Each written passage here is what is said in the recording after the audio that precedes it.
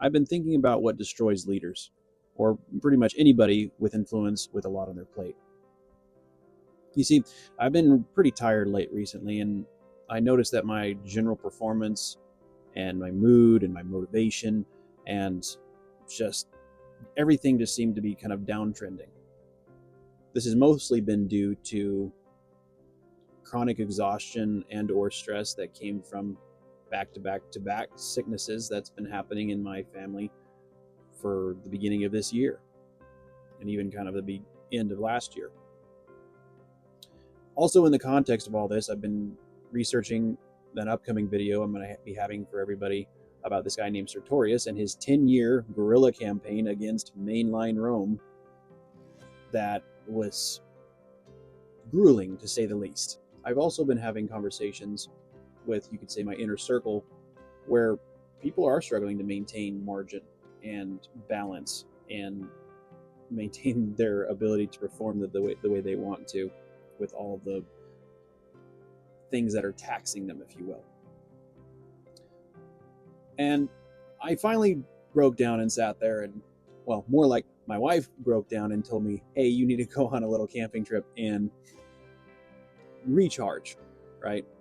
And I was grateful that she offered that, and I took it, that opportunity. While I was out there, even though it didn't really feel too much different, I felt kind of jittery, and it was hard to like slow down, if you will.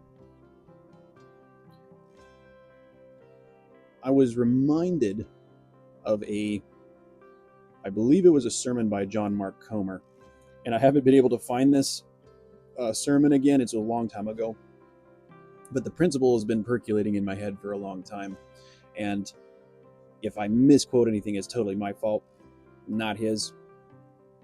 But he was basically talking about how people who are in ministry or in leadership tend to fail in one of three ways. And before you click off if you're a non-Christian, this does apply to anybody who is in leadership. So I think you could get some value from this. But the three ways that people fail as leaders is moral failure or a blunder. What do I mean by that? Well, the classic one is sleeping with your secretary, right? Or doing some sort of shady money exchanges under the table, or getting blackmailed because of some sort of shady thing you did. You know, you literally get into a position where you're a hypocrite from what you technically stand for, and whether you did it out of a hot-blooded situation or a cold-blooded situation, you just kind of burn everything that you built to the ground. Then there's the bad theology, if you will, in the context that Comer was talking about, that I remember. And it's basically believing in lies, right? If you're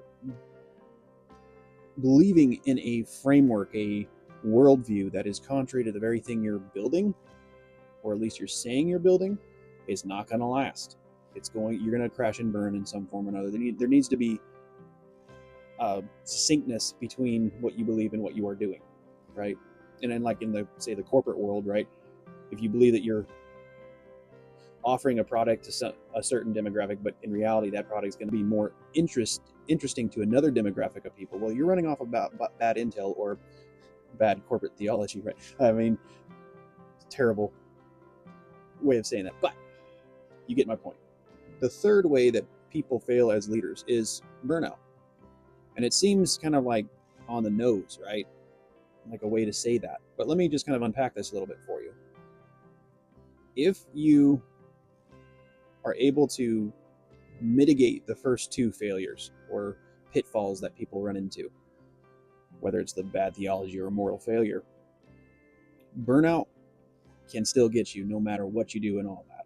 Why is that? Well, it's because you're going to be tempted to continue to push and push and push to maintain some sort of feeling of success in your life, to please people around you, people that you are serving, or customers, or whatever it might be in your context, your own family. Like in the context that I was dealing with, it was trying to maintain responsibilities like this channel and other things I've got going on and sick children, right? And if the first two pitfalls don't get you, burnout will most of the time if you are not careful. And it will eat away at your health mentally, spiritually, physically, until you really don't care if you make a moral failure or have bad theology or a wrong worldview of the world. You just want to just have relief. And I have noticed that in certain parts of my life where I ran into my versions of burnout, and this was a very small version of that compared to other times in my life. I realized that if I don't get this figured out, everything I'm going to ever touch is going to crumble. And so I want to bring that out to you guys, is that I want to encourage you to be ruthless in creating margin in your life so that you can actually see the pitfalls. I mean, this is even, if anybody who's ever been involved in aviation in some form or another will know, they talk about making sure that you're physically capable to fly as a pilot, right? And one of the things you have to look out for is chronic stress and chronic exhaustion. What do I mean by that? Well, it's the point where it doesn't go away, that you are constantly in a state of alertness, you can't come down from that state, or in a constant state of exhaustion where you can't come up from that state. And both of those are indicative of a form of burnout of some sort. Now, to kind of dig deeper a little bit here, for those of you who do follow Christ, I think you would be interested that what 1 John 2:15-17 says, where it says, "Do not love the world or anything in the world. If anyone loves the world, love for the Father is not in them. For anything in the world, the lust of the flesh, the lust of the eyes, and the pride of life comes not from the Father, but from the world.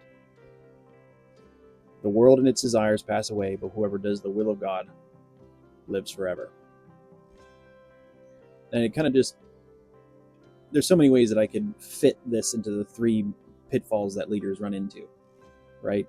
If he can get you to utilize your weakness, right, the lust of the flesh, he's going to throw that in there, right? See what he can do to get you to that. When it comes to like status, right, what you look like to other people, your reputation, he's going to be throwing pride and lust of the eyes at you. It's going to be a constant battle. And in the context of all that, he's going to be churning out different ways to just tell lies to you in one form or another. So I can see how this applies, and I hope you do too. But then the burnout kicks in on the bottom end there. Where does that come from? Well, pride for a lot of people. Like a lot of people who are in leadership, especially the ones in higher leadership, tend to be kind of the type A types that just are willing to go until they drop. And where does that come from? Some of that's just drive and a genuine desire to be productive and fruitful, right? Bring value. But then there's another part of it is pride, right? Conceit and pride. And it can come into a lot of other things in there, but like pastors, Christian leaders are some of the worst ones, especially in the North American culture, when it comes to finding margin and finding balance in their life. So, and if he can't, and I'm sure people can fill in the blank with their experience with different pastors or whatever. Yeah, there's some that just went straight off the rails and got shot down, or they blew up their lives spectacularly because they were listening to the other side too much. But there's the ones that like mitigated all the other stuff. The bad theology, stayed away from moral failure to the best of their ability and did pretty well. But they just got ground down by a schedule that God didn't want them to maintain or function in. And in so doing, they found a break in themselves, or a break where they broke someone under them because they weren't able to function in the way that God would want them to be. That's something I've noticed, that Christ never seemed to be in a hurry. Yeah, when it was go time, it was go time. And he made sure he got things done. there was also an interesting dynamic that I noticed in Christ's life, that he would just kind of, the more popular he got, the more he would just kind of disappear and like ground himself in prayer and rest. I mean, he was taking a nap in the freaking back of a boat while there was a storm going on. He wasn't bothered he wasn't rushed as we are. And he didn't mind irritating a number of people because of what they thought because of how they thought he should act or react, even if they were trying to follow him in every other way. Their expectation was secondary to what his calling was, and the ability to do that in a way that I believe was sustainable.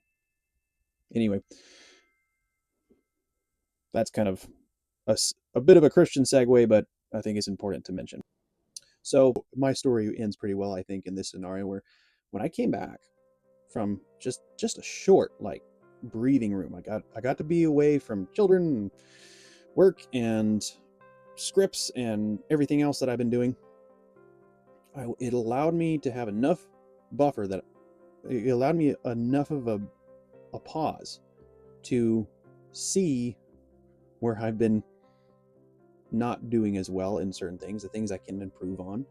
And it's made it like my mood's gone up. My thought process of how I see the world went from very cynical and angry to hopeful and joyful and more loving, right?